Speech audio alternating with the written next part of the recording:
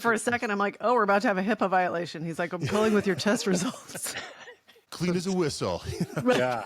Welcome to this week's episode of That Car Show.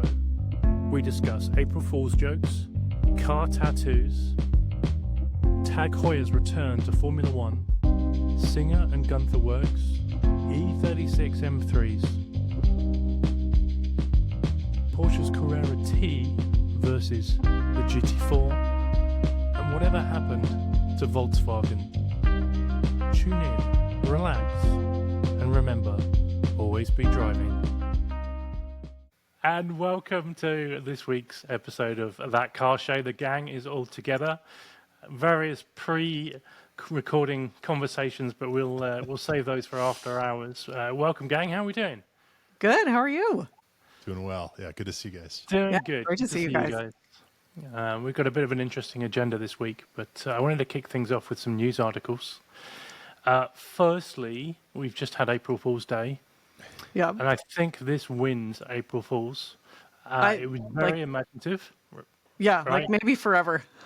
And also, it was an imaginative for the nation that brought it together, who are not normally associated with April Fools and not normally associated with comedy in this sort of way. And the winner was Porsche. I know. Did you folks see this new offering for Porsche? The color match. Did you see it, Ryan? I did. Yeah. Yeah. The April Fool stuff came on pretty hard and heavy this year compared to years past. I don't know if it's a sign of the times, but It really did. And there was one. I think.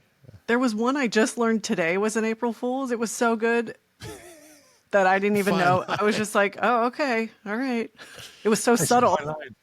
Yeah. And you don't know whether to like these posts or not, because if they're not Right. April Fools, like, you can like it, but if it is April Fool's, you're the fool because you believed it. Well, Right. So or you could be Porsche- like me and had a new Autoblog article come out on April Fools about can an enthusiast go electric and have people comment April Fools. Yeah. No. Wow. I hope that wasn't planned, but anyway. That's sorry, actually Porsche, yeah, amazing that's- timing where you're like, I hadn't planned an April Fool's joke, but it worked out.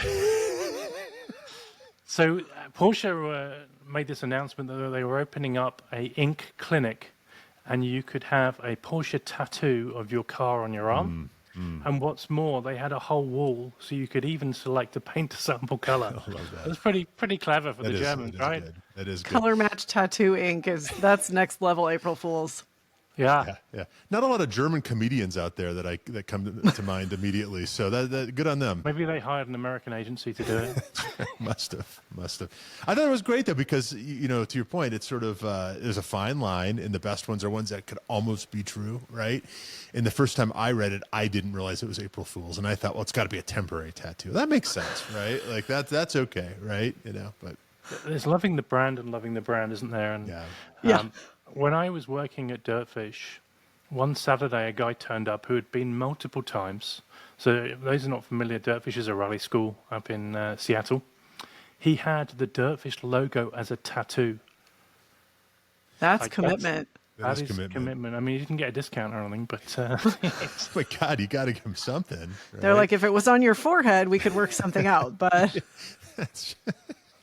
But would you ever love a brand like that much, or even an artist that you follow to get a tattoo? Do either of you have tattoos? I do not. Lindsay? no. I God, think what a vanilla band of misfits we are. Yeah. right? I got a good friend of mine who now has tattoos, but when I knew her early on, she was like, well, you wouldn't put a bumper sticker on a Ferrari, would you? Which is a good point. Right. Excellent point. But as she aged, is she now an '88 Mondial, or what does she equate herself to? Like, is it okay now? Yeah, or I is think it, she's more of that Yeah. Ferrari Enzo Ferrero. Did you see Yeah. that? The one that went to quite God, I hope she doesn't listen, Dan. That's She's no like- chance. She's like, I'm an unrestored early 90s, so I figure some tattoos. It's about time. Yeah, there's no chance she'll be listening. But would you ever get, have you ever thought about a tattoo? I want sleeves or nothing. Like, and that's my problem. And I don't have the arms for sleeves, so You this would will go never all in happen. or nothing. Well, I think that on the right person is a good look with a nice like Rolex on the wrist. Like that looks pretty tough, right? Yeah, there are But some people where, like, I don't like tattoos in general, but there's some people where you look at them and you go, like that is what you're supposed to look like. Yeah, Like yeah, they carry it yeah. out. I mean, like I have my friend Ariel, Babes and Classics in LA. She's got purple hair now. And we were talking about it a couple of years ago, and we were both laughing because we're like, obviously it's not natural, but that's her hair color. Like that is supposed to be her hair. Yeah. Isn't that? So there's some people where they just, with, like you said, Ryan, and it has to be like the full sleeves, whatever. Yeah. Maybe there's something about the commitment and the confidence. Or it's the You know. fuck it all of getting older, pardon my language, right? And I think that's the move. Like, I'll be 50 this year. I'm getting to that point. Like, well, who am I not getting tattoos for, right? I mean, why am I not jumping out of an airplane, right? Like, I mean, I'm over the hump here, right? Like, Right. It's time to sleeve up this business. Come on. I don't, but yet I am such a non-committal.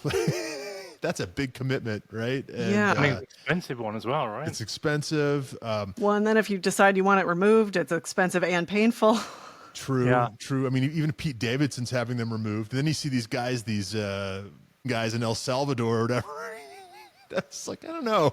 I don't want to be rounded up with a Porsche tattoo. They're like clearly illegal activity. Get in there. Yeah. There is a cheat here. You can get these sleeves that are made of like nylon that are tattooed. That's and right. You can put them on, and no one realizes, like close up, like you're in a bar at night. People think you're tatted up to the max, but the reality is it's just the garment.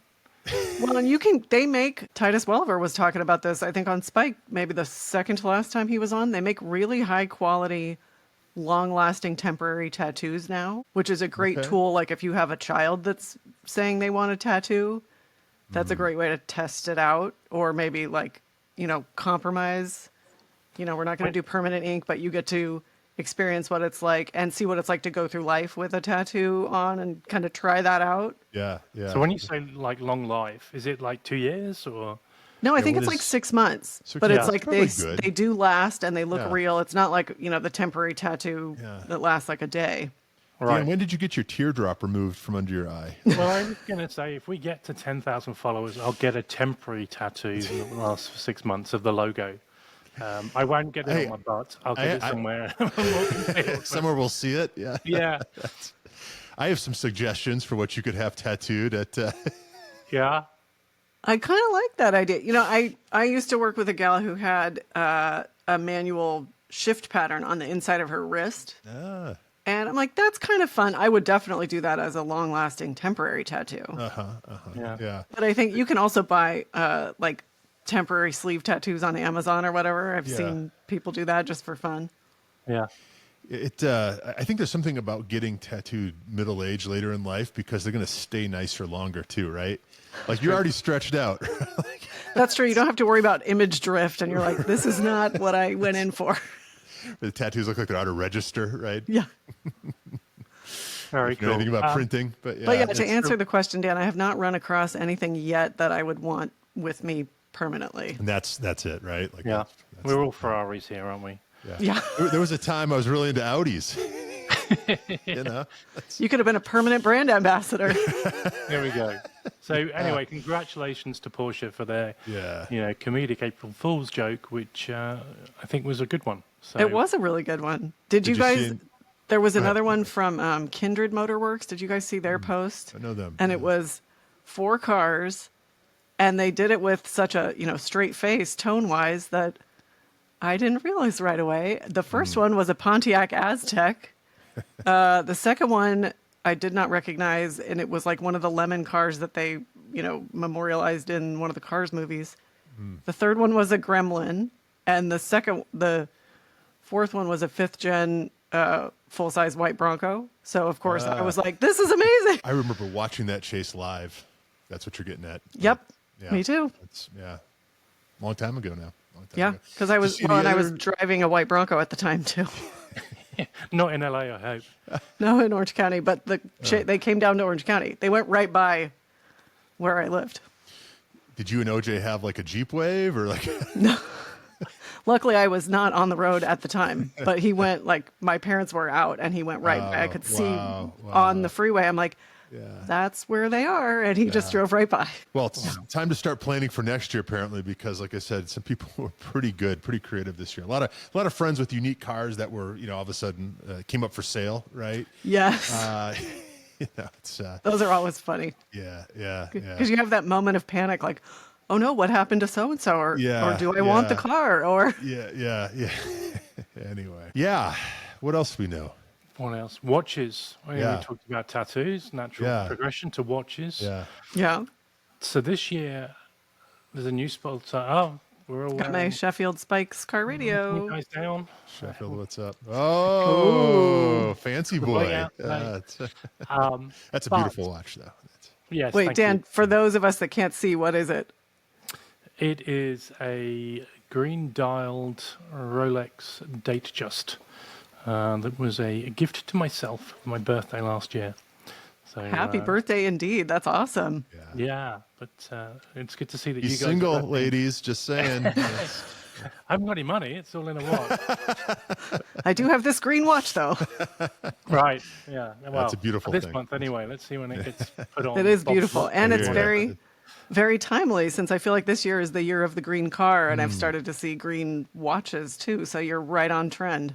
Yeah, it wasn't I can't say it was planned. It was the only one available in the dealership. And if anyone knows anything about Rolex dealerships, having watches in stock right now is a bit of a premium. So That is the best color, though, on that. It's beautiful. thank you. But TAG have taken over from Rolex as the F1 sponsors. It's part of the big wider group. So if you've watched any of the races this year, Louis Vuitton is sprayed all over like the track. It's on all the walls. Sprayed is a good way to... Yeah. Yeah. The best It's a thing. good description. Tinkled the brand all throughout the... They have the greatest phrase. Let me just quickly find it. So I don't know if you guys are sat down. Victory travels in Louis Vuitton. Oh. Okay. So the trophies now have cases that are all Louis Vuitton. I think a lot of cocaine probably travels in the... Bags of money travel in Louis Vuitton. That's right. But TAG have taken over the sponsorship from Rolex. Yeah. And as a result, this week there is an event called Watch and Wonders, which takes place in Europe. And they've announced a whole new line of F1 themed watches. And these hark back to, I think it was the 80s and 90s when they were sponsoring F1 and they had these kind of classic watches. Yeah. And for TAG, they're entry-level watches. So you talk about $2,000, which is still expensive for a watch. Right. But they're going to reissue all these Formula One themed watches, and there was an announcement this week about that. And they're Formula One themed watches from TAG Heuer that they've announced. Yeah. That's really cool. I love those old F1 watches. In fact, I think they made them up maybe through the early 2000s or the late 90s. I remember my buddy Andy had one. It was the Indy 500 one, actually, now come to think about it. It was such a cool watch. I think at the time they were more like $700-800 maybe. They very famously, there was a line that had kind of a rubber bezel, which were a little cheaper. Yeah. Very good looking watches. And Dan, was it you that sent me the video of the guy who is the historian? And we talk about like dream jobs, right? Like what a dream job. This guy was hired to come into TAG Heuer, I guess it is. For years I said TAG Heuer because it sounded fancy like Louis Vuitton or Hermes or whatever, right? But it's TAG It's like Heuer. the debate about, is it Ralph Lauren or Ralph Lauren? Well, it is Ralph Lauren. Yeah. JJ But Collier. I used to say Ralph Lauren because obviously it's fancy. Yeah. Now our buddy who worked for the man himself confirmed that That's right. very famously on the steering committee. But TAG Heuer, it's to me that sounds harsh like Porsche, but this historian, that's how he pronounced it.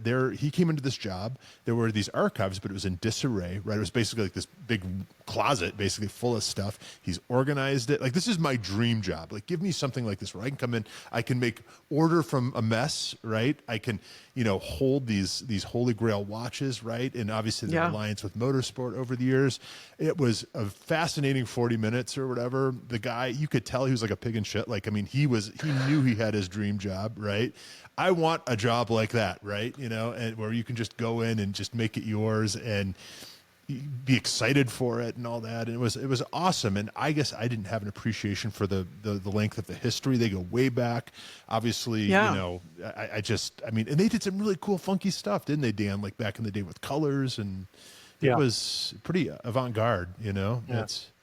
No, Yeah, and originally that's they not. were.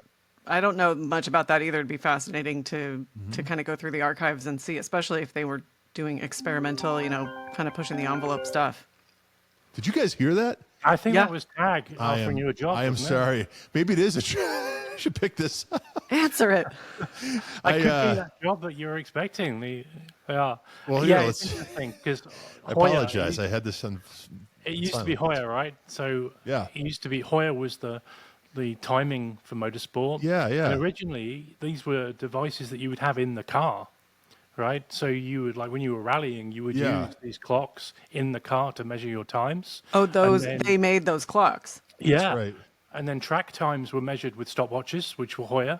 And then, the company went through a purchase. They got bought out by TAG Heuer. TAG at the time was a company that was working very closely in Formula One with McLaren. So then they started to produce watches. But you think about the history, there's lots of famous watches like the Steve McQueen watch. Yeah. So Steve McQueen had the Monaco, which was the square dial Hello, watch. my name is Jeff, and I'm calling from Post My Site Technical. We can hear that, right? I am sorry. That is my email service. Apparently, that's Really? Oh, wow. I apologize. I'll edit that out. I'm sorry. I didn't think it No, was it's all employee. good. I thought it was a call from an potential. Yeah. employee. I wanted to Blah, see. blah, blah. Sorry. Well, then for a second, I'm like, oh, we're about to have a HIPAA violation. He's like, I'm calling with your test results. That's not edited. Do we want to hold up? Right, edit. Clean as a whistle. Yeah. If anything, Who knows? consistent. Go have fun. Margaritaville cruise. Yeah, here we come. Sorry, Dan. I will edit all this out. Yeah, That's for the not. Patreon. That's there right. we go. And no, Ryan won't edit. it Motorsport out. history. Yeah. Motorsport history. Where were we? So TAG has got a long history with motorsport, and obviously Steve McQueen in the film Le Mans wore a Monaco. Yeah. The video that we were referring to, it was interesting because all these watches were in drawers. And, they would reel out one drawer and it would be the 50s and, these classic So timepieces. And then he pulls out this drawer and he's got a Steve McQueen race suit, which is like, yeah, does it get any cooler than that? That he actually wore. Yeah, from the film. Yeah. Unbelievable. I love the way, yeah, it was basically like he had, it was like this, these toolboxes I have back here that are empty to varying degrees, but that's what it was. He had it was drawers and drawers of these metal, and each one better than the last, right? I mean, that's the only way to describe it. It was Talk awesome. about the definition of wait for it in real life. It's like, you thought that was good. Yeah, Hang on. Well, it's like a natural return to form, I think is what you're getting at, Dan. I mean, these, it just kind of seems right. It kind of seems right. And Yeah. so I'm excited for it. Yeah. On a different note about watches, this summer there is a groundbreaking movie coming out, which is F1. So this is who's the guy? Brad Pitt. Brad Pitt. That one. Brad Pitt's that's the one. He's leading these efforts, and it's all around a fictional F1 team called Apex F1. But at Watch and Wonders this week, IWC, who are closely linked with Mercedes, have released Apex limited edition watches interesting. for the race team. Okay. So it's Oh, gonna take that's their cool. marketing one step further and actually creating products. So there's already a Twitter account for Apex F1. So I really hope they don't mess the film up. But you can now buy a IWC watch. So it's only a matter of time, though, before it becomes an actual F1 team. Right. Wow, I don't know. The quickest way to become a millionaire is be a billionaire and buy an F1 team. So maybe they won't be in the short term, but it's going to be an interesting movie this summer. Netflix has done a great deal of good work for Formula One with markets, and maybe this is one step closer. If you look at any of the ways they're creating the film, they're actually taking real car footage, in-car footage from different teams. Yeah. So last year, I think it was at Spa, they took the Alpine team's footage and they're going to superimpose the actual images of the Apex team. Oh. So, I knew because obviously Brad Pitt and the team has been spotted at different races and events in the last couple of years. That's what and he's so I been up knew to. they were using, some of the real footage, but that's going to be really interesting. And I think for car people, that adds an element of authenticity where you're more engaged because it's real. Yeah. Yeah, no, that makes sense. Huh, interesting. But would you buy an IWC watch for a team that doesn't exist? I would absolutely buy an IWC watch. I don't know, like that. Those could be ones. Those could be like the, the Saudi Rolexes or the Domino's Rolexes, right, of the future, right? Like they may look back like that was a weird thing to do, and now they're worth $1 million. Yeah. I've got a buddy Eric here in town who's got one of the is it the Petronas Yes. IWC watches. That's sort of a teal on the numerals and things are sort of this teal and the strap, and it's awesome. It's maybe a titanium watch or something. It's a good looking watch. If I wasn't into Rolex and Sheffield, I think IWC is a brand I could do, but I don't know, man. I'd need to find out more about this thing. Apex. Apex Yeah. F1. Apex. That's a good I name. feel like, I mean, it could be, it's so, like in a way it's so kitschy and, unique. There aren't going to be a ton of them. And it's kind of a fun story. And going in like, yeah, it's a team from the movie. But especially if you connected with the movie or you really love F1 or, you're a huge Brad Pitt fan. Like, I could see it being a fun conversation piece. Yeah. Benjamin Button hit hard, I'm just saying. You're like, I've been looking for some Brad Pitt memorabilia that I could collect, and finally the watch has arrived. Wrong movie, but I'll take it. It's going back in time. It would be a The crazy watch keeps looking newer. It's so weird. How do they do it? Gone from stainless steel to platinum. So I love time will it. tell with these watches, but it's an interesting concept. Would that you wear it, Dan? Not the Apex, but I Okay. would love the watch you described, the teal one that's part of the Mercedes F1 team. Yeah, it's not hugely expensive. collaboration. Yeah, it's really. They did another one which was like the to the principle of Mercedes is called Toto Wolff. Yeah. And they did a Toto Wolff limited edition, which is Oh. am I going to pronounce this right? A tourbillon, is that right? Tourbillon, I think, is Tourbillon. Yeah. But it's just stupid money. It's- Unnecessary complication, basically. right. Yeah. But so not the Apex ones, but I would love a Mercedes IWC. Yeah. Yeah, IWC. I got to go to one of their events a couple years ago. They were opening their store in on Rodeo Drive, I think. And I mean, they do some really beautiful watches. So love to see what the Apex looks like. Yeah, absolutely. No, and I think that has a lot to do with it. What does it actually look like? Yeah. Right. That would be It's a the cool logo. kind of decision maker for me. Right. Interesting. Our friends at Sheffield, though, keep pumping out cool stuff. So, I that's kind know. of got my, my attention. But And I think they've got a Swiss movement watch coming. yeah. Yes. We knew about that when, guys? Way back when. So We shout had out an Jay. inside scoop. When you get him on, it's been a minute. So Yeah. It'd be Yeah. good to catch up with him. I know my daughter has one of the lavender pilot dial ones, and she wears it every single day, and it's very special to her. And she was, we were at a doctor's appointment, and I had my Spike's Car Radio one on. She had hers on, and the doctor must have been a watch guy, because at the end of the appointment, he looked down and he's like, "Wait a minute. Well, that's a cool color. Wait, the dial's tilted. Tell me about this." And then I was pointing at hers and he saw mine and he's like, "Well, that's a cool watch too." So we got to tell him about Sheffield. So that was fun. who do you think's buying all these Porsche turbos, right? Very cool. No, I love very it. It's cool. that secret code. We've talked about that, like, right? Sheffield watches. It's like if you know, you know. I love it, right? Yeah. Secret club. Are we allowed to talk about Lindsey's new old gig? Right. Can we? So I think in the last few episodes we've been talking about these cars that you've managed to kajangle. I'm making Yes. words up, but there's a whole story behind that in terms of a role that you can announce now, but you haven't been able to announce for a little while. So Yeah, what is that's it true. And what are you doing?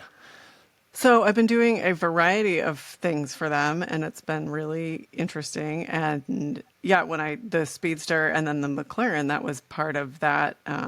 They've been very generous to give me the keys to the cars, but just kind of helping get eyeballs on some of the Vorsteiner stuff that was on the McLaren and get visibility for that. And then the Speedster has just moved on to a new home, so that was I and a few other people had it for a bit to sort of get some more eyeballs on it. And It's got provenance so- now. Lindsey just drove this car. It's worth more now, right? Yeah. Now it's got provenance. It's official. Yeah. And for those not familiar with the group, so is Vorstein the umbrella company and Gunther Werks is an element of Vorstein? Is that how it works? No, I think they're on the same level. Neither one of them owns the other one. Both of them have been started by Peter Nam, who's the CEO of Vorsteiner and of Gunther Werks. He started Vorsteiner first, and they do the carbon fiber, aftermarket trim pieces and wing and, the aero and wheels. And then obviously Gunther Werks does the 911 remastered by Gunther Werks and, delivers dreams you can drive. There we go. Well, congratulations. It's now official. Yeah. It's LinkedIn official, right? LinkedIn official means that, it's... Counting on many Gunther Werks press cars in the days and weeks to come, right? Aren't we, Dan? Right. We're going to speak that into existence. But it's been, I love the team there, and it's been a variety of projects. I've done some social media strategy and content for them. And the project I'm working on right now is the turbo media or turbo car media placement, which has been really fun. So I'm really enjoying it. That turbo is such a fast car, such a quick car. Yeah, you can't help. Can you scroll through the internet and there's images of it all over the place? So you're clearly doing a great job. Yeah. Well, thank you. That's very. And it's such a thing to look at too. It's really got its own vibe, and it's like it does that rare thing of looking futuristic and like with a nod to the past, right? It's that right. Yeah, they did a good job of thing going on. Yeah. Combining. It's pretty great. Well, and the color is so striking. It's sort of like gets the fire going, makes you smile. It's like cheerful and also exciting and powerful, and it makes you want to drive it. Yeah, absolutely. Which I've not yet done, so make it so. We keep dropping hints. They'll happen, right? As long as we drop the right... Sorry, I think my headphones dropped out there. It's fine. And if we transition from Gunther Werks, we can go to Singer. Yeah, because Ryan, biggest competitor. You were at a bit of a VIP party with Singer in Colorado, weren't you? Yeah, tell us about that. The sun shines on me, and we're such good pals with everyone really at Porsche Colorado Springs. John Deisty and Justin Underwood and that whole crew. Those guys are all just the best. And they had a Singer. I don't know what it was actually called. I didn't bother to look at the invitation. I just went. It was like you heard Singer and said yes. Yes, I beckoned and I showed up. And so there was a Singer. It was like a launch party type thing. And they are at Porsche of Colorado Springs, or Porsche Colorado Springs are a Singer dealer or whatever you want to call it. Oh, right. And so they always have some Singers in stock. I think a lot of Singers come through them to new customers. And so I don't know the name of the commission, and I should have brought out the lithograph that was given at the end of the night. But a new commission, lithograph just sounds fancy, but there's a new commission that they unveiled on the Friday night. And then the following day, they had a more of an open to the public cars and coffee, which Colorado Springs is far enough away where it's not just a hop, skip, and a jump, and it just couldn't quite make it down the next day too. But that was, I know, just hugely attended. People raved about the event on Saturday, but Friday was cool because it was a much smaller group, and this commission that they unveiled was beautiful. It was sort of this pale yellow metallic, almost a pearlescent pale yellow. It was very, very cool with like an olive drab green interior, which you wouldn't think would work, but it worked just amazingly well. Seamus and Ethan from Singer were there. Oh, nice. And got to have dinner with those guys, and John Deisty and his family, and Brendan Garst from Shift Colorado Magazine. And it was just a fun night. Those are great guys. It's such a great car. When you see those cars up close and just you see the artistry and just the thoughtfulness and design, as a designer, a graphic designer myself, I think you're pretty attuned to those things. And, and this was a turbo. They call it the classic turbo. So there's the DLS, which is sort of the next step, but this is the classic turbo that very much apes the 930, right? The look of the 930. And so, for example, this car has these accordion bumpers, but they're not accordion bumpers. They just sort of, have the form with sort of a, lines scored into where the accordions would be, but instead it's a very clean design, right? It's just, this car is beautiful. I mean, everything about the car. I don't know how they finish these cars to the level that they do, but it was just a great night of all things Singer. And those guys were kind enough. I did a little video on Instagram and LinkedIn, and all reposted it. All the Singer guys reposted the thing. So I appreciated awesome. that. And hopefully, maybe we can get one of those for us to drive in time. Wink, wink, nod, nod, nudge, nudge. So, Right. but yeah, it's an interesting sort of conversation, right? Because they're similar-ish money, right? A Gunther Werks and a Singer, and Singer I think starts at about $850, but no Singer is actually $850, right? Everyone always upgrades at least to the 4-liter or whatever, and this turbo is obviously much more expensive. Right. But, Once you spec it out, and I think Gunther's in that range starting, and then once you spec them out, they're over $1 million. You're up there. So Singer reimagines, Gunther Werks remasters, and it's kind of like two solutions to the same problem, right? Where you're taking an older car, you're sort of making it. I think Gunther Werks says they make the cars that Porsche would make had they carried on right with the technology, the air-cooled technology, or something to that effect. And I think the philosophy at Singer is probably very similar, but yet they're very different products, right? Yeah. And more, and like, maybe you felt this, Ryan, like now getting the time with them and getting to see the cars up close. And as I've, worked with Gunther Werks and gotten to know them and learned more about Singer too, because I think on the surface you go, oh, they're competitors, and people in the space, compare them, which is a natural reaction. But they do very different things, actually. I think the approach is very similar in that it's high quality. There's a lot of thought that goes into it. No detail goes untouched or is overlooked, and everything's very deliberate. But the finished products are actually quite different, which even I didn't understand fully until recently. And I know of people who have both, right? So I think that's saying something, right? They each have their own, reasons to buy, right? So Dan, sorry, you were. Yeah, I can't remember if it was you telling me this, Ryan, or whether I heard it somewhere else. But the guys at Singer were saying that their favorite customers are the guys who can just about afford a Singer. So not these people that have got multiple cars and multiple collections, because they're easier to work with, they care more about it, and they're more decisive. Was it you, Ryan, that was telling me that? It wasn't me, but that gives me a little hope for the future. Right. Was it? So I think it was Matt Farah, because I think I just heard that this morning. Yeah. And he was talking, because he was there, I think the Friday before Johnny's Cars and Coffee at Helms. Matt was there, and he met with Maz, and Maz was he was sharing what Maz had said about, like, kind of their favorite and the easiest customers to work with are the ones who it's a stretch to get a car, to get a Singer. Yeah. Quite regularly I get Ryan and Matt Farah mixed up, so just another occasion. I mean, they've got the beard, like they're both podcasters, among other things. It's understandable. Check our bank accounts. You could tell us apart very, very quickly. That's... I mean, details. I got my own little West Side Collector car storage. There we go. That's what it was. It was the lift behind you. That's right. No, both cars I just really, really like. I like the philosophy. The people all seem great on, with both. And I just, definitely would be, one or both would be on my shopping list. I'm just waiting for one of these companies to do like a 986 Boxster, right? Maybe that's, maybe that's only a matter of time, isn't it? A little closer to right. So, I saw a reimagined Volvo last weekend. Okay, really? It was reworked, reimagined. So there's a regular Cars and Coffee that happens on a Sunday morning. It's mainly air-cooled Porsches. Yeah. It's quite niche. Like, I remember one time posting about it on the PCA group and got told off, like, don't share this, everyone will turn up type thing. Really? But it's a good group of people that... God damn it, Dan. Yeah. This is why we can't have nice things. Right. But anyway, we were at this meet up. My friend Matt had just got a new old 993. So we're talking at this car and looking at his car, and this Volvo pulls in, and it's making a heck of a noise.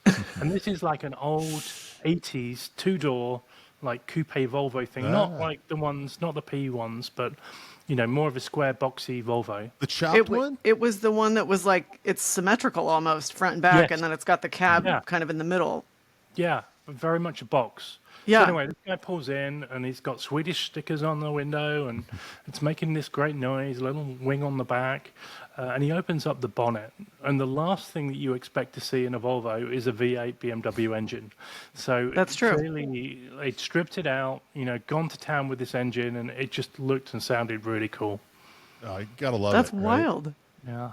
Yeah. So what was the story? Like, how did it come to be this, Franken Volvo? I think someone had more time on their hands and more money on their hands than than they thought they had, and just worked on it. Yeah, yeah. Well, you mentioned the 1800, and we have a friend again. Bring up John Deisty's name. A car which I think would be a perfect candidate for a BMW V8. So Oh, that's John, right. if He you're has listening, that. Yeah. He's got an Isn't there that 1800. company, is it Cyan, who make them electric? Oh, that's right. Yeah, I haven't heard that They company seem to name. have gone quiet, haven't they? It was a few years ago. Yeah. But maybe we can convince John to turn it into a Cyan. Yeah. Oh, So For the is sake that- of both of our podcasts, so we can all Yes. talk about it. I can't afford my own project card, John. So this one's on you. So was it SCION, like the former Toyota sub brand, or is this? I think it was spelled- with a P. Okay. Oh, that's right. That's right. I found a Scion, like SCION metal keychain in a drawer that was given away at an old Chicago auto show. Probably like when Scion was like announced or something, right? Like, metal. Wouldn't be metal today. It'd be plastic or something. It'd be virtual. You get a QR code. That's what There you we get go. at the automotive show. But Scan West this, then go Freaky. over there, then fill out a form. Yeah. sure. Sign your life away, and then you can be a Back in the good old passenger. days when swag was free. That's right. And made them ferrous materials. Yes. Yeah. Although I've still got my bottle opener from the LA Auto Show Yeah? last year. Oh, yeah. That was a good good time. bit of swag. Good to have a Yeah, bottle opener on your yeah. keyring, isn't it? Yeah, it was a fun one. Who was that one from? From the organisers. That's right. I don't And I think don't I know got who it is. one. No, I don't think I did Yours. either. I think maybe just press, as in, like, they were in the press room. And there Right, was where they a were notepad. out to be picked up. Yeah. I think I Yeah. took a journal Yeah. because Yeah, I was took trying not cookies. to, That's where I was headed. trying not to just grab everything, as the psychology of Yeah. swag is like, Yeah, yes. Yeah. Well, think Yeah. about the psychology. You took a bottle opener, you took a journal, and I took cookies. What does that say about us? Well, I took cookies too, They were great cookies. and they were good. Yeah. Yeah. Anyway. Yeah, that's a what is it, a Rorschach test, or Freud would have a field day with. Show me your swag, and I'll tell you all about yourself. Yep. And Lindsay, you went to the Advance Appreciation Day, was that right? I did. It was really fun. It was at Park Place, which is a classic car dealer. They also have Lotus and I think Aston Martin up here in Seattle on the east side. And they have a detail shop that does really amazing work that I have patronized in the past. And yeah, it was fun. It was there were enough cars that they had filled up and, were into overflow parking. And my daughter was with me, so we went and checked it out. Adam and Chrissy were there, so it was great to see them.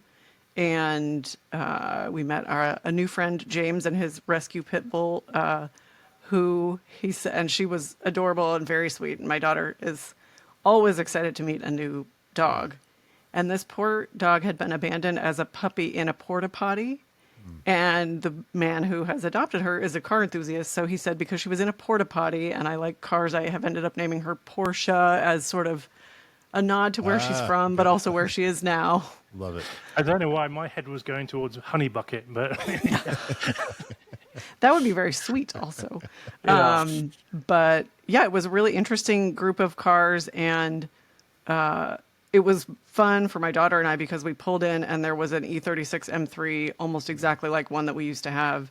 And then as we started looking around, we're like, and there's a red Porsche like what we used to have, and there's a truck. And so then it was kind of for her spotting like, oh, we had one of those too, and we had one of those too, or then she was noticing, okay, this isn't the exact same kind of car, but there's another BMW, or there's another, Porsche or whatever, or trying to think. There were just a lot, and then there was a beautiful green Alpha Giulia, the Quadrifoglio, that like kind of jewel box green. That's such a great looking car. So it was a really fun, like very nice crowd, very accessible size. Like we were able to cover the overflow and the main lot and visit with people. Didn't feel like we missed anything. And they had their, I think they must do like maybe minor cosmetic, assistance in addition to the detailing, because they had some cars up on lifts, and they had one of the most interesting sort of tableaus was they had a G-Wagon suspended above and it wasn't a Morgan, but it was like Morgan size or smaller. And I'm like, tell me you have confidence in your lifts without telling me. Right. It's pouncing on Wow. it. Poor thing. Yeah. That's So it was fun. It was really fun. It was a very nice, Cool. like, it was a great way to kick off the weekend. And my daughter had fun. Then when we were leaving, she's like, okay, I'm going to tally up all the cars that we saw that we've had. So that was fun because we got to talk about, like, we've been very lucky to experience, like, to be able to walk around. And, there was a Mustang that was like our Boss 302 that we used to have. And then there was like a GT500 that was like our GT350 that we used to have. So it was good to say to her, like, hey, you've gotten to experience a lot already, too. right. You mentioned an E36 M3. There's one for sale here locally, and like they're not crazy expensive. No. Like I could almost make a case for like one as a third car. It's a little more daily drivable or whatever. But I feel like all the stories I've heard about this thing, it's like you're kind of buying into like some work, right? With the subframe and some of the other issues. Is that all BS, or is that a car? I think that's true. I think it depends on the example. 'Cause you've owned a couple. Right? Yeah, my track car yeah. my track car is a sedan. It's a Okay. 98 sedan M3. I think that was the better And the other one was a 95 coupe okay. that was Avis Blau, which is a beautiful blue that I Yeah. still love. And so is the one that's for sale by you, is it a sedan or a coupe? It's a coupe. Yeah. Okay. Yeah, but I mean, I do love them in red. Is it a Yeah. manual? it must be. I'm just imagining. It is, I'd but assume. Yeah. Sometimes you run yeah. across automatics, but I mean, Yeah. that could be a fun, you have a daughter that's going to be It's the- driving before you know it. True. It's the E46 that has the bigger subframe issue, right? At the back. So Yeah. the E46 has an issue at the back where underneath the boot, they can fall apart. Okay. Oh. Okay. Maybe. So I don't know if the that's what one. you're referring to. Yeah. That's like the first thing to check if you're going to look at an E46. Yeah. I like just that era of BMW.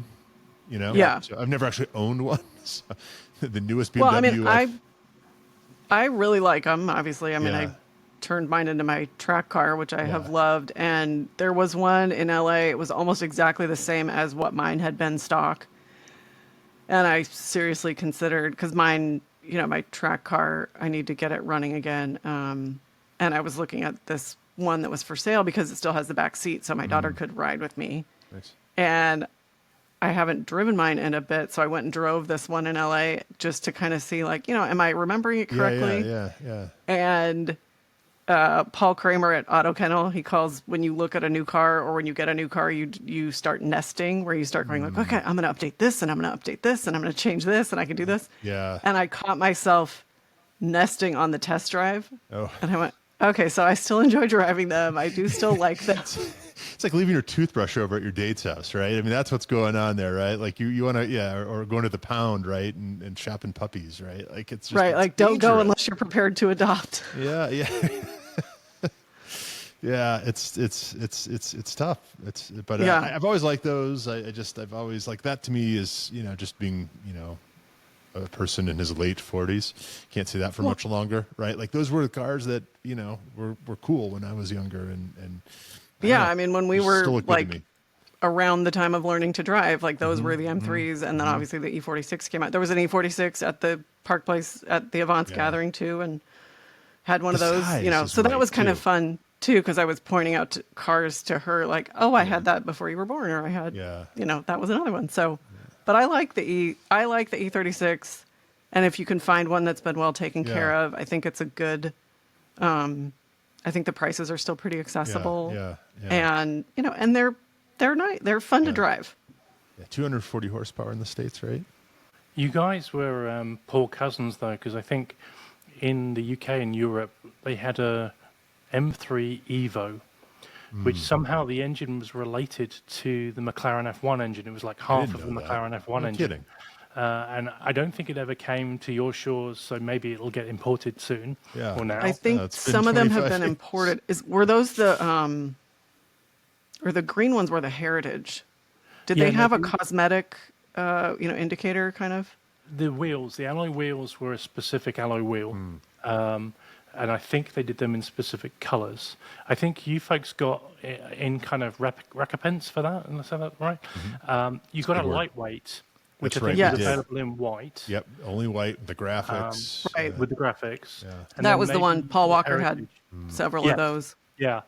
But you didn't get the full-blown, whatever the horsepower was. But it was that was something to really lust after. Yeah, Like, yeah. I remember Yeah. seeing a few of those and just, yeah. I was think too young. those have been imported since then. I know I've heard. I don't know if I've seen one, but I know people have talked about it, or they've seen them up for sale. Not necessarily, local where we could go see it, but we didn't have it at the time. You're right. Yeah, it's. It seems like in Seattle specifically, we're kind of coming out of car hibernation now. Yeah. There's a few events that kind of continue on all the way through the winter, but so in theory, this weekend is the first Exotics, which is. At Oh, Redmond I didn't Town know Center.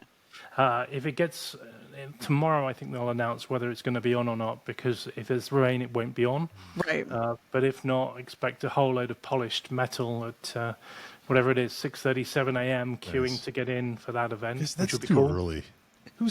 That's too early. Well, the nice thing about Exotics is that it goes on for like it starts early, but you can get there later Yeah. and still see, people are still there. I mean, it's a massive event at this point. We have this Pearl Street little get together, which I love here, which I've probably blown up its spot.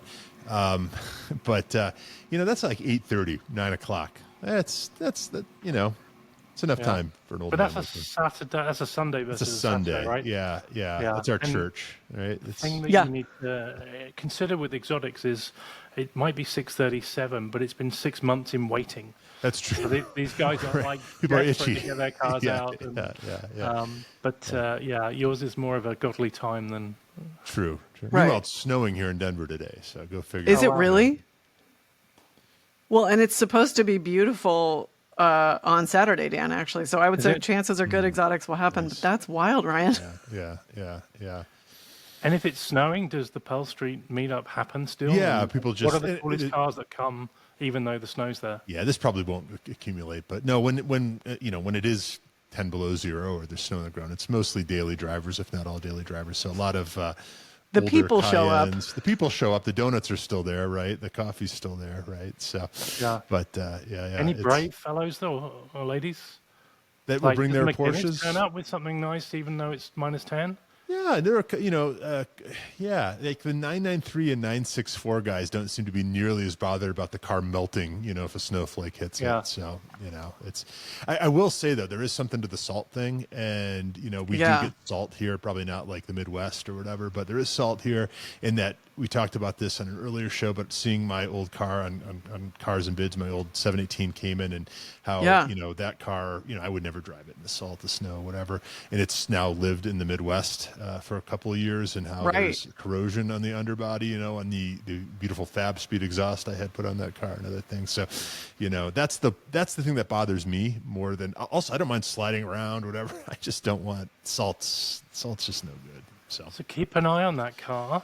Yeah. Wait 2 years, buy it back, and then give it to Singer or Gunther Werks or whoever, right. and they'll remaster Imagination it. well, eventually they're going to have to start remastering some other stuff. Right. Right. So So there we go. We've got probably not we've got 718 Ryan, Caymans, but that's. Ryan's willing to be a donor if you're listening, Singer, and Right. an experiment with you. Can I add one more thing about 718 Caymans?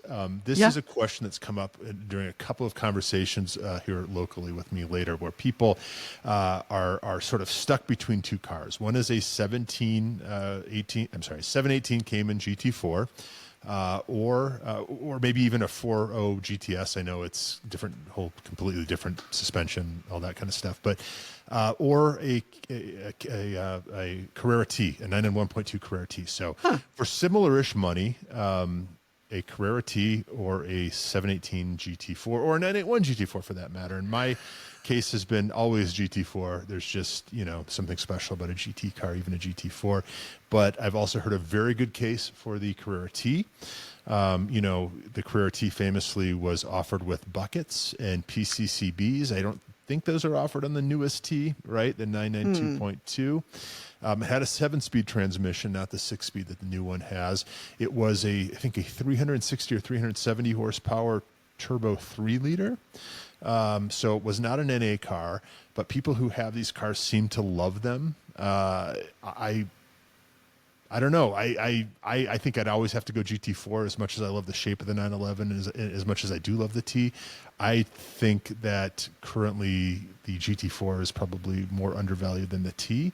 And this all came up because there was a very good example of a really nice car on Bring a Trailer recently, which went only for 103,000, and I think it only had 5,000 miles on it. It had the buckets, it had PCCBs. You know how in the back it says Carrera T? The current owner, who seemed to be an older gentleman, felt it necessary to go to his local Porsche shop and have a 911 badge added to the left of that. So I think that may have kept the price down because visually it was not quite symmetrical. But it was a really, really nice example. It had those like Fuchs style, like the wide spoke wheels, which most of them didn't. It was in white, which they all seem to be in white. I know they weren't. All those so I don't know if you have any thoughts, if you've ever experienced. I've driven both. I mean, I put my money where I guess my mouth is. I like the GT4 better, but a lot of people really like these Ts. Any thoughts? I mean, because they're within spitting distance of each other, right? As far as what they're trading for. I haven't driven. I mean, I drove a Cayman S like first gen, but I haven't driven the ones that you're speaking about. Dan, do you have experience with those? I've driven the GT4s. Did this Carrera T have back seats?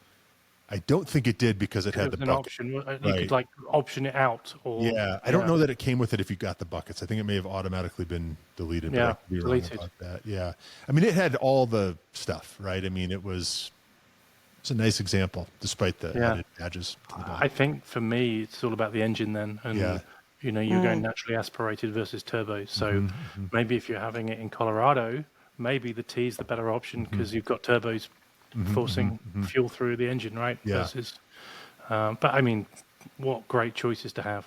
Yeah, they really. We should all be so lucky. Yeah, right. Our friends at First Dibs on their podcast, this question came up at one point, and they made a good case for both, right? Because they don't know for sure, but there may actually be fewer of the Ts that were sold, at least in the States. So that helps paper, in that right, sense. It's slightly rarer, right? Yeah. And also they did the T in PDK as well. So if they made fewer Ts and it's a manual. Yeah, good point. Good point. I thought you were going to go somewhere different actually, because looking at 718 Caymans Boxsters, these cars are now 80 to 130,000. Oh, just base cars. Yeah. Right? Yeah. Base up. And for that sort of money, I was talking to a friend of mine who's got an M4 convertible. So it looked at the Boxster and just felt like the M4 convertible was more value for money. But then I said to him, like, so if you had your choice and you could have either, and he said, actually, if I had my choice, I need the two back seats. If I didn't need the two back seats, I would get a Jaguar. Oh, interesting. Which really surprised me. And I said, like, wouldn't you be worried it would fall apart? And he was like, no, I'd get a Jaguar with a, some sort of certified warranty. He said the engines on those things are phenomenal. So really? there's some investigative work to be done there. And they sound great too. I would argue that the M4, you said M4 convertible, is a very different kind of car than a Boxster. I think a Boxster is a pure sports car, or Cayman, and I think the M4 is more of a GT, just a much bigger car. But I see the appeal, absolutely. And if I think, it'd probably be a car that I would drive more, right? It's just a little more dailyable. Everyday Driver very famously put the base Cayman up against the new Corvette C8 when it came out. Right. And they chose the base Porsche with the 300 horsepower over the 485 horsepower, whatever Corvette, for every reason except for, pure, straight line acceleration, but to your point, and I don't even know if you can put it in order. I think the 17 is officially dead, as of maybe the last few weeks. But I don't really see the case for, a lesser spec Cayman or Boxster when you can get, into a Spider or a GT4 for not a ton more. When I bought my base 718 Cayman back in 17, I paid, and I was reminded of this when I saw the car on Cars and Bids, it was like $59,900. And that car had only a handful of options, including the Sport Plus seats. It had, I don't know, there wasn't much else, it maybe had 5,000 in options, right? Like I'm wont to do. And so that's a $60,000 car, and you could have gotten one for $55,000, right? And now a no option car, I think, is over 80. And why would you possibly get one of those when you could get a Spider for 110, right, in the used market? I just doesn't compute, right? It just doesn't compute. It made a compelling case when it was 60,000. Absolutely. Right. Yeah. It's half the price, but now it's not so far off. And I don't know. It's a lot of money. And who knows what'll happen now with tariffs and everything else. That may be a 6-figure car now. The other problem you've got with Porsche is they don't depreciate, do they, to the same way? Well, no. In fact, they go up in price. Right. In the case of depending on which one you get. Yeah. Again, a nice problem to have. Yeah. Unfortunately, it's interesting because I know, like the Cayman S was, I want to say it was about 75,000 in 2006. So it's interesting. I haven't thought about that in a long time, but Porsche are pretty good about keeping cars about the same price, right? Like if you go back in time, I mean, I think there's some variation. I remember going when the Miata, the NA Miata was still out. I remember going to a new car dealership and seeing one. It had a hardtop. It was red. It had an automatic, but it had every option. It was like $34,000. And I just thought that was huge money at the time, right? But I think you scrape away those sort of outliers. And I think Porsche does a pretty good job of keeping things. So maybe they were due for an uptick. I don't know. Yeah. But it just makes me realize my, $6,000 GT4 was a deal when I got it in 2020. But anyway. But I would say the GRs like that, I would say, there are a lot of cars if you buy right, it's a hell of a lot of car for the money. Sorry, Lindsay. No, I was just thinking like when I was in high school and college, kind of the adage was like a 3 Series BMW was in the 30s, a 5 Series BMW was in the 50s, and a 7 Series was in the 70s. And we know that's, not even remotely true anymore. No, I remember the 318. So not the 8045 318, but there was another one like the 8889, right? An E30, the facelifted E30. And I remember there was a dealership in Indianapolis where we lived at the time called Dreyer and Reinbold. They very famously ran an Indy team later, may still. But I remember there being a lease ad. It was 318 for a 318, right? 318 a month for a 318. And then my dad explained, well, because I would have been 12 or 14 at the time or whatever, explained, how leases work and you don't actually own the car at the end of the day. And, ironically, we're spending $100 less a month in 2025 for a car. But, it's just, I don't know. All that math has gone, much like the, I guess, the engine size designations in the model name or whatever, right? But, Well, and when you look at, Porsche and BMW, it used to be sort of very easy to keep track of the models. And now it's like smaller, tinier and tinier slices of the same size pie. And now there's like the 2 Series and the 4 Series and there's a lot to keep track of these days. You guys know, is it Forza Motor Cars on Instagram? I think we're probably all connected to him. He posted something, bring this back to Rolex. Rolex announced a new watch. It's called the Land Dweller, right? So it looks just like, if you know your Rolex watches, to me, in my eyes, looks just like the oyster quartz of the 70s when the quartz watch thing was really taken off. And, all these makers of automatic watches got scared because now you can get a movement that keeps better time for pennies on the dollar and all this. And even Rolex encased a quartz movement in a Rolex watch, but it had sort of a different look to it. Anyway, this Land Dweller, talk about archives and tapping into your history. They did just that. But what a terrible name Land Dweller is, because there's the Sea Dweller, right? That's got a romance to it. There's, the Sky Dweller, right? There's the Land Dweller. That's just like you're just kind of hanging out. Well, and it's like, what was the skit where they're like, the shark is knocking on people's doors? It makes me immediately think of like, you're that nasty land shark again, aren't you? Stop. Like the Land Dweller, the official Aren't we all watch of the land shark. That's just kind of like, I guess it's kind of like the Suburban or something, and I guess that's done Chevy okay. But anyway, so the naming has just kind of gotten all wacky. And, sometimes you just wonder if they're not just messing with you. But anyway. One thing, and I don't, it's like if you're going to complain, you should offer a solution. And I don't know what the best solution is, but and I think it's just an indicator of like the naming convention that was developed before SUVs or before this particular model, and then they tried to keep it in line, is the Audi SQ5. I know someone that's got Careful one of now. those. Careful, Lindsay. No, I love the cars, and yours is beautiful. I remember riding in yours at Dirtfish, and I was like, "This is delightful." It just feels like a mouthful. Like it doesn't. Yeah, well, because it is. Yeah.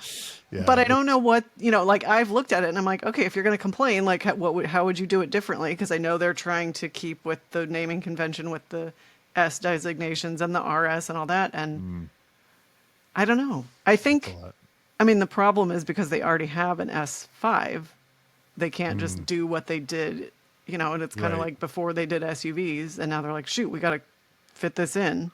And they can't So- copy BMW with X, right? Yeah, That's, yeah. Yeah. They can't just call it Fancy Tiguan. So joking. No. Yeah. That's 'Cause my that's so much segue longer. into Volkswagen talk, though. That's- Well, before we do that, I just asked our research department, who are really busy in the background, define the word dweller. They came back with a person or animal that lives in a specific place. yeah, I mean, that makes sense.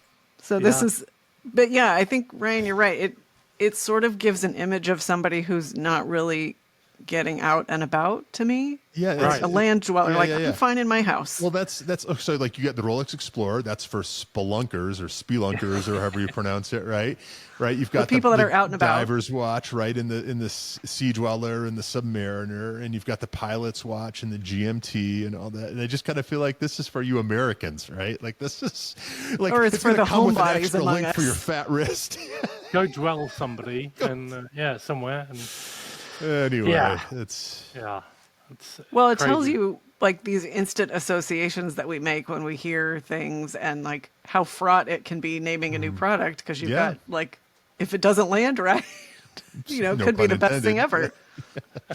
yeah. So look out for the jungle dweller and the cave dweller. Yeah, coming yeah, soon yeah. from Rolex. The living room couch sitter. Right. I think it's because I keep I keep hearing landlubber in my head, and that's not a positive association. No. Well, Well, better luck see. next time. yeah. Well, it clearly worked for Roger Federer, was it? Who was seen wearing it a couple of days before it launched. Oh, I bet he was. I'm sure that's the one he chose from the drawer that day. Right. Yeah, that's, Yeah. Anyway. But, I mean, I'll wear one too. It's just would be what I would He's going to be just fine. choose.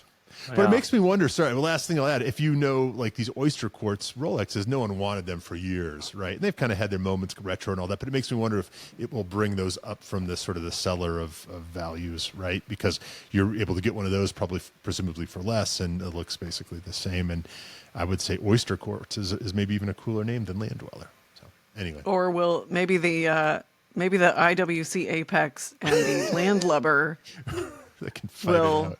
be Do a collector's collaboration. items before Yeah. long, and everybody will be clamoring for them. It'll be interesting to look back. You never know. Let's talk to Jay. Let's get Jay on here from Sheffield Watches, and let's give him some input on what makes a good watch name. I bet we could come up with some Well, and real get his zingers. thoughts. Yeah, because Jay wouldn't call something a land dweller. That much I know. So Yeah. anyway, And I do love IWC. I think that'll be a cool watch to keep an eye on because I could see that being a real collector's item. yeah, Apex Dweller. Now there's a name.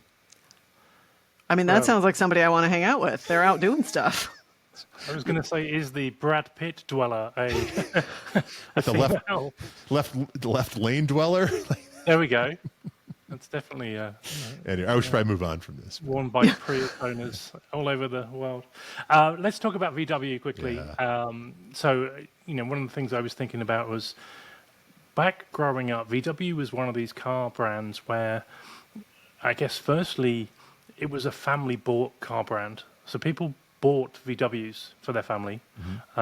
People learned to drive in Golfs, and the family car could be a Passat or a Passat Estate. I don't know if you had that over here. Sure, we did. Yeah, at least for one. I can remember being like 19, being given the keys to a Golf GTI for the weekend and Ooh. driving it down to Bournemouth. This was like the 16 valve Mark Yeah. III. Yeah, I can picture. and Was it just- teal?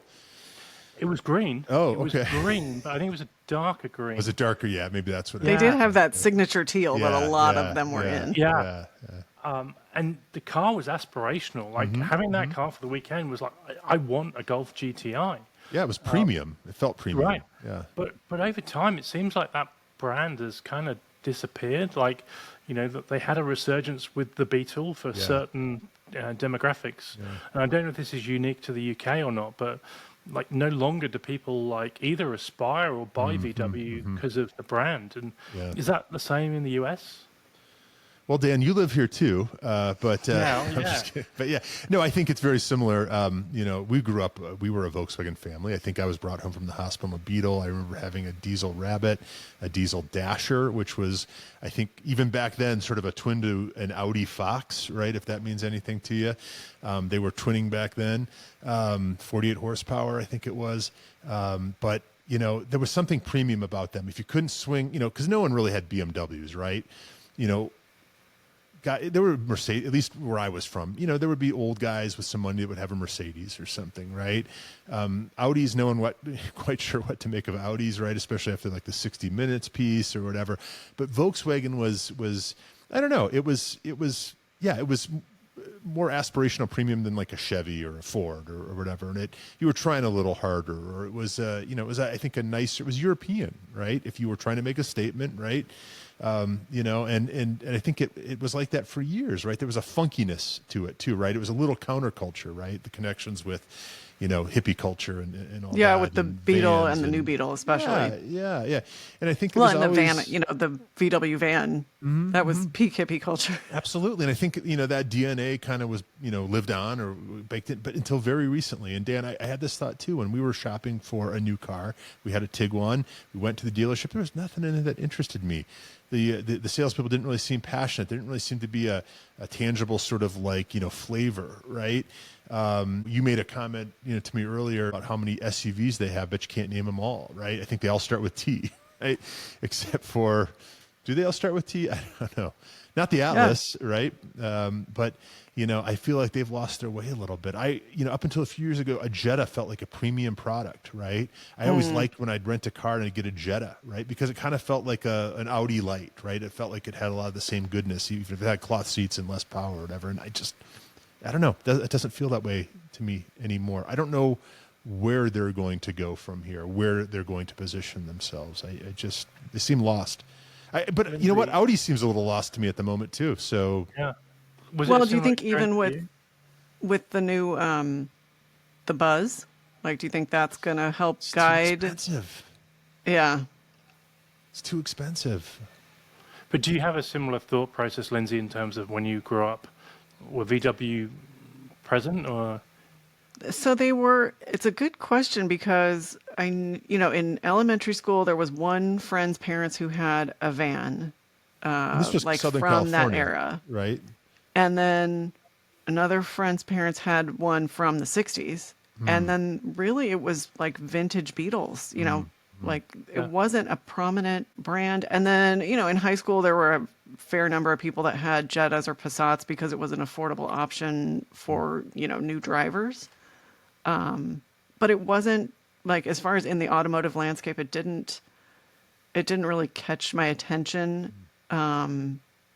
Yeah, it was sort of like, it was there, but it was like a bit player. And, I think really until they introduced the new Beetle, that was kind of the first like momentous thing associated with that brand in my lifespan so far. Yeah. And the Golf GTI wasn't on the radar for you? It wasn't for me. Some of my guy friends who were enthusiasts, they were very enthusiastic about them when we were in college. And even, probably in the last 10 years, that attracted some attention and consideration, but hasn't really had sort of the market share of attention that like BMW or Porsche has garnered. I mean, I remember aspiring to a GTI. Thought they were cool. They could get leather and, they were zippy and it just, I don't know. It's just, the dealerships themselves are always a little different, right? They're always a little more Euro feeling or whatever. I somewhere along the line, they decided they were going to be sort of everything to everyone. And that's sort of the fatal flaw a lot of car companies have made, I think, over the years, right? Never sold a pickup truck in the U.S., though, despite that, which is interesting. Was it the Anorak or whatever that they've sold in other markets? And you know, it's just, God, I remember in high school, my sister wanted a Volkswagen. She couldn't quite swing a Jetta, so she got was it a Fox? Did Volkswagen make a Fox? Yeah. And it was a made in Brazil car, so I'll never forget. You know, it had like 40 pounds of undercoating because it was like made to go on jungle roads or whatever. And it was just this anemic 4-speed type thing, you know. Yeah, I don't know. To bring this back, I don't know what box it checks for me, right? Because now they're at the price where if I can afford a new Volkswagen Atlas, I can probably go get a Q5, right? Or even an SQ5. I don't know about that. No, that's aspirational, but right. I'd actually love to own an SQ5, like to daily drive that. That would check off a lot of boxes. It's yeah. But it was interesting when I went to get my GR Corolla. I didn't even bother test driving the Golf R. Yeah. And I test drove the Civic Type R. But like, there was nothing that appealed to me, and I know that there's some journalists out there that have bought Golf R's as their dailies, but just wasn't of interest. It was too stick. Well, I think when I got mine, you could still get stick. They're retired stick now. Okay. But it just was too bland, and I'm sure it drives better. I'm sure it handles better, but you know, in terms of a weekend car, but I just didn't. There was no interest. No interest whatsoever, which was a real shame. Yeah. I remember really lusting after that first R they sold in the States, which they had the VR6, and it was a manual, and it had, it was just such a cool, I think it was all-wheel drive. It was like 300 horsepower, or maybe that was the second gen, but that was something special, right? That was something neat. And I don't know. It's just, they've just sort of become, what has Volkswagen become to me in the States? It's sort of become it's just kind of like a fourth domestic brand or something, where it's really been so diluted and doesn't seem particularly German anymore. Most of them are built in Mexico, I think, that are sold in the States, right? It's one of the reasons, and there's a difference, right? I mean, even if it's just psychological, I don't know. Volkswagen. There's upside and opportunity. It's interesting with the new Buzz, which is the van, right? It's the first time I can remember in a long time seeing commercials. Yeah.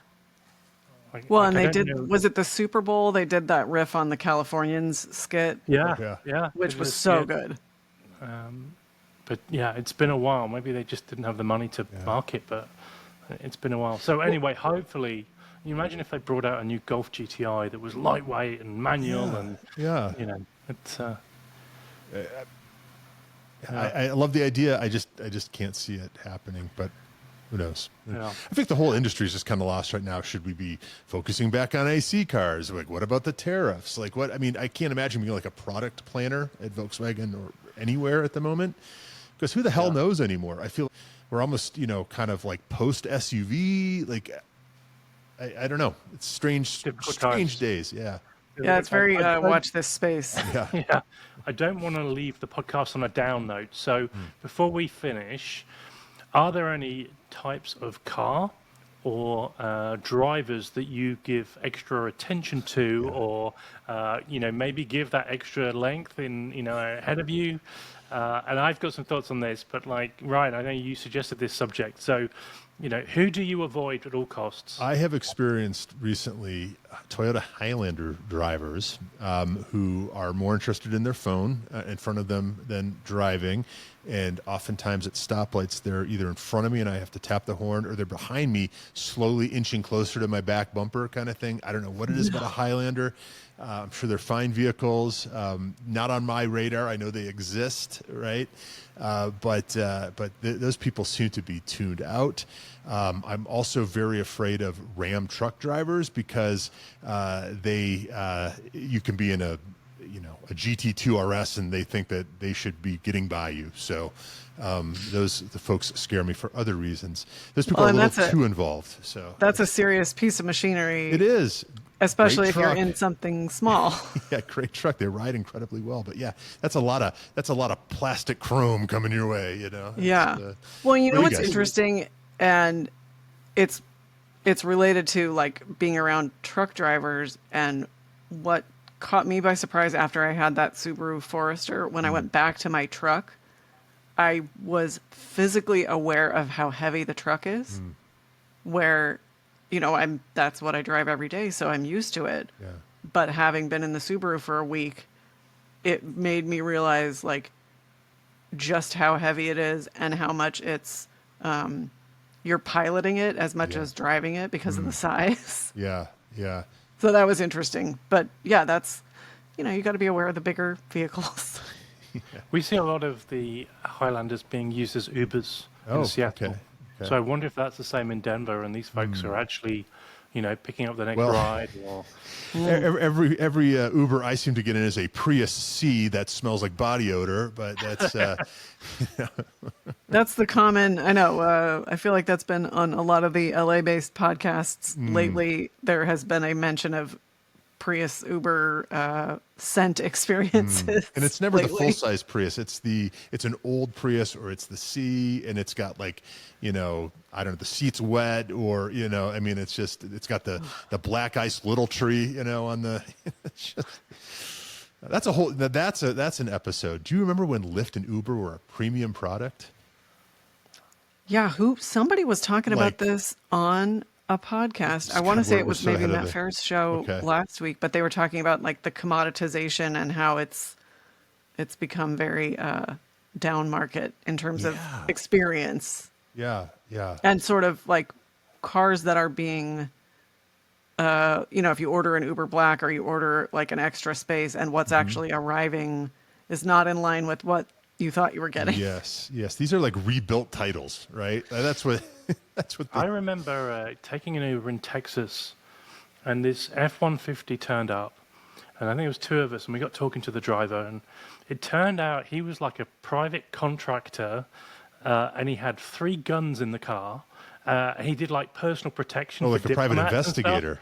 No, he was like personal protection. Yeah. Okay.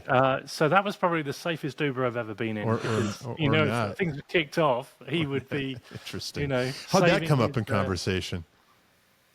I think we were talking about how Uber was it a sustainable living in Texas, and he was like, no. I work with the army, and I'm a hired killer. That's how I supplement my like private security almost, or like. We were officially his principal. Interesting. He's the transporter. So that's, you're like, which box in the app do I check if I want the driver to be armed for all of my Uber rides? Oh, it's default in Texas. I guess that gets the question then, what's the nicest Lyft or Uber you've ever been picked up in? Wow. You tell I went to public schools growing up. Yeah. It's elocution lessons. And oh my God. That's, what cars are professional writer, you know that, right? That's Well, why didn't we save that for another episode? That's all. Yeah, that's a whole segment, isn't it? Well, yeah. But I was going to ask Lindsey, do you avoid any specific car brands or drivers when driving? And obviously, you get the night and day difference between California and Washington. Yeah, I mean, big difference. And I think general approach too, like car, independent of what people are driving, the culture here is like the speed limit is the speed limit, and that's, you don't go over that. And I think that's law enforcement's approach here as well. But in California, it's kind of like the weather's taken into consideration a lot more. The flow of traffic is taken into consideration a lot more. And so it's like, you know what the speed limit is, but depending on the road conditions and everybody. And I feel like that has like kind of amped up in the last few years, and people have talked about it like since COVID, people are going even more above the speed limit than they used to. And it's kind of, it's not as usable as it used to be, I guess. I don't really have a specific car or brand that catches my attention, but one thing that's always interesting for me is the cars that catch your attention in the rear view mirror because they're driving either so, you know, like going across all the lanes at once, or you just like they are approaching so rapidly that it catches your attention. You know, if you're watching the road and something in the rear view mirror grabs you, you go, okay, I got to watch that one. And so Usually then an old it's, Altima, isn't it? I mean, I've had it happen with so many different models of cars. And then, so then for me, it's like, okay, I want to get them out of my way. So where am I putting myself to get them by me so that they're ahead of me, or stay ahead of them, you know, but usually they're going so quickly that I'm like, I'm not going to be able to stay ahead of them. So I just want them safely past me down the road. Yeah, it's more driving style than anything for me. Yeah, That's a good I point. see more traffic weaving going on in California than in Washington. Yeah, I would agree. I think that's why when it happens here, it catches my attention even more. And actually, I have experienced it here. It feels like there's been an uptick in it the last like 6 months, where it has been feeling more like California roads. Yeah, But you know, people have places to be, I guess. yeah. I find up here lifted trucks, they're the ones I really are careful with. So not the regular trucks, but the lifted ones. Yeah. And, you know, they seem like they've got their own rights, they've got their own rules, and, you know, if you're not careful, they'll drive over you, not through you. We got some making up to do. Yeah. Yeah, and some of those are Rams, and some of those are other brands as well. Some of them are F-150s. Yeah. Yeah. But the lifted ones, I want to be really specific, the lifted ones, not the ones like Lindsey drives. Right. Yeah, we're gonna make sure everybody's feelings are back to normal. I love SQ5s. You're not attacking F-150. No truck We're all nuts on the friends. back of your F-150, Lindsay? Sorry. No truck nuts on the back of your... No. I didn't realize that was a thing till I moved up here. Stay Yeah. classy, America, huh? That's Yeah. I feel like that's you're sending such a specific message if you have chosen to add that to your pickup truck. that's one way to put it. I did see a pickup truck with the best sticker ever on the back. So Yeah. This was on the back window, and it said, "If I've undertaken you, you're stupid." Yes. I don't know saw where that. it came from. Did you share it, Lindsay? Was it you that shared it? I was going or- to say, I think I faster saw it on on the Instagram. right. I wonder if I Yeah. sent it to you guys. Yeah. Maybe. Or it's So been just making the remember rounds. that. But yeah, I just saw that this week. I thought that's pretty funny. Yeah, no, very good. I think that is a show, is it not? I think you're right. Hell of a show. Yeah. Yeah. Who is going to release our famous caption that is trademarked to us? Who wants to do it? Not me, Come on. because I haven't come up with a good way of saying it where it really hits. I think you should practice. Say 3 different versions from you right now, Ryan. Come on. What is it again? You know. Always be driving. There And we on go. that note, always be driving. Third version, always be driving. Wow. I feel like I need Well to go done. right now. I'm going to go for a drive right now. Right? I feel like So- we're in the presence of a broadcasting professional with those 3 options. Don't worry, you're not. Yeah, voiceover specialist. That's right. Right. Until in a next world. time, I think we're done, aren't we? So from Yeah. me, goodbye. Bye. guys. Thanks, guys. It was great to Bye. see you. Likewise. Bye-bye.